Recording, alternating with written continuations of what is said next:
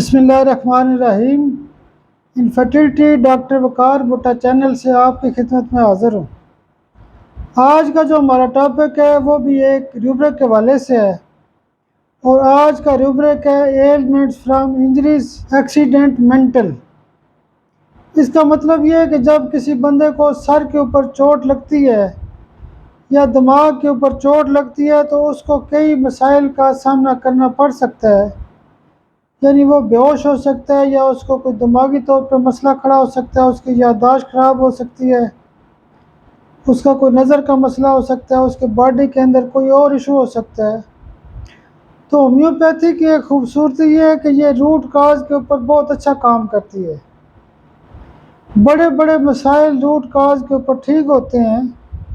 तो जब भी हमें रूट काज ये मिलती है कि कोई चोट लगी थी या एक्सीडेंट हुआ था तो सर पे चोट लगी थी और उसके बाद फलां मसला खड़ा हो गया, तो इसकी ख़ास दवाई होती है नेट्रम सल्फ। जब हम नेट्रम सल्फ 200 खुराक में कुछ अरसे के लिए रोज़ाना देते हैं तो इस तरह के जो केसेस होते हैं वो बेहतरीन तरीके से ठीक हो सकते हैं। होम्योपैथी में जो बड़े बड़े रिज़ल्ट लिए जाते हैं उसकी एक मरकज़ी जो वजह होती है, होम्योपैथी में रूट काज का इलाज किया जाता है। बहुत शुक्रिया, बहुत शुक्रिया, बहुत शुक्रिया।